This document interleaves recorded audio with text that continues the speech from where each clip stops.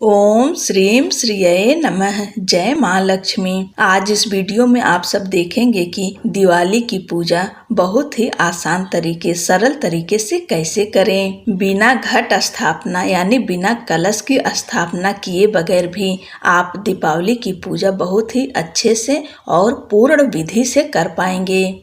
इस तरह से आप पूजा करेंगे सरल तरीके से, माँ लक्ष्मी की कृपा अवश्य होगी। आप सब वीडियो को पूरा देखिएगा। दीपावली की पूजा उत्तर दिशा में की जाती है। उत्तर दिशा कुबेर जी की दिशा मानी जाती है। अगर किसी कारणवश उत्तर दिशा में ना कर पाए तो पूर्व की दिशा में आप कर सकते हैं। जहाँ पर आप पूजा करेंगे वहाँ पर गंगा जल और हल्दी का छिड़काव करके चौकी के नीचे स्वास्तिक हल्दी से अवश्य बना दें। अब यहाँ पर एक चौकी रखेंगे, उस पे लाल रंग का वस्त्र बिछाएंगे। उसके बाद फूलों का आसन देकर भगवान विष्णु और माता लक्ष्मी को स्थापित करेंगे। इस तरह से हम फोटो स्थापित कर रहे हैं। आप चाहें तो भगवान विष्णु और लक्ष्मी जी की मूर्ति भी स्थापित कर सकते हैं और बगल में आसन देकर कुबेर जी को स्थापित करेंगे इस तरह से। और यह गणेश भगवान और लक्ष्मी जी हैं। इन्हें हम स्नान करा के वस्त्र धारण करा के स्थापित कर दिए हैं। अगर आपके पास सरस्वती माता की फोटो मूर्ति ना हो तो यहाँ पर इस तरह से अक्षत रखेंगे और सुपारी पर कलावा लपेट कर इस तरह से माता सरस्वती का सुपारी में आवाहन करके पूजा कर सकते हैं। और सबसे पहले साक्षी दीपक जला लेंगे। उसके बाद पूजा शुरू करेंगे। सबसे पहले शुद्ध जल गंगा जल से भगवान को स्नान कराएंगे। इस तरह से भाव रूपी स्नान सभी को कराएंगे। अब वस्त्र अर्पित करेंगे। इस तरह से दो दो कलावे का वस्त्र अर्पित करेंगे। गणेश भगवान, लक्ष्मी माता, कुबेर जी सबको इस तरह से वस्त्र अर्पित करेंगे।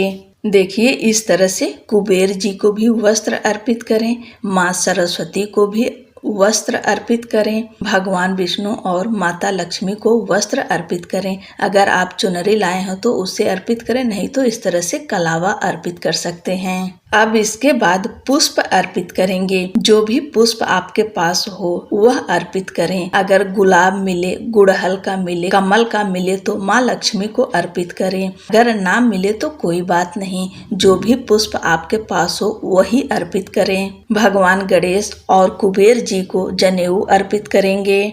इस तरह से भगवान को जनेऊ अर्पित कर देंगे। और जो आज के दिन आप सब खरीद कर लाए हैं उसे इस तरह से कुछ धन के ऊपर, पैसे के ऊपर रख कर उसकी पूजा करनी चाहिए।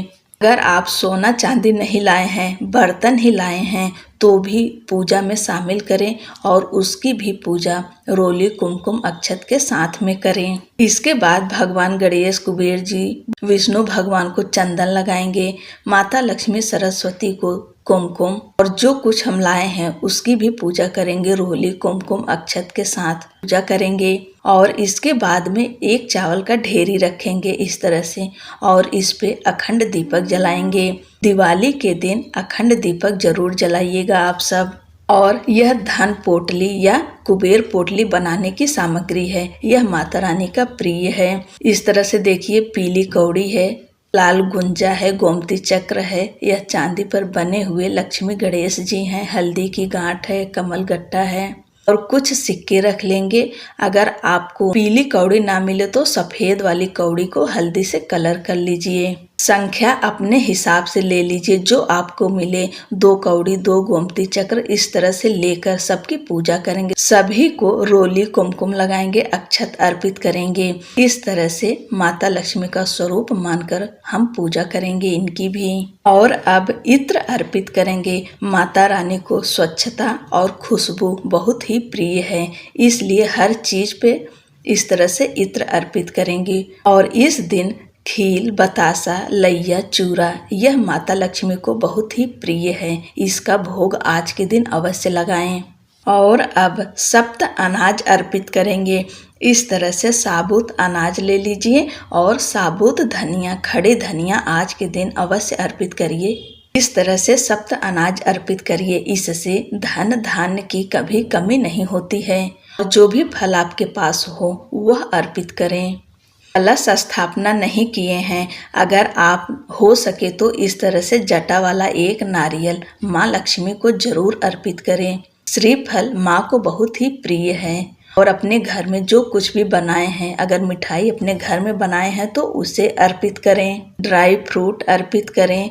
अगर ना हो तो कोई बात नहीं, जो कुछ आपके पास हो उससे पूजा करें। और अब दक्षिणा अर्पित करेंगे, यह पूजा में हुई कमी को पूर्ण करता है। और इसके बाद में आज जो भी सामग्री आपकी नई पुरानी सोना चांदी जो रखे हैं उसे निकाल कर उसकी पूजा करें। रोली, चंदन, अक्षत और धूप दीप दिखाकर इस तरह से पूजा करें। अब पान के पत्ते पर लौंग के जोड़े, इलायची और बतासे रखकर इस तरह से माता लक्ष्मी को अर्पित करेंगे।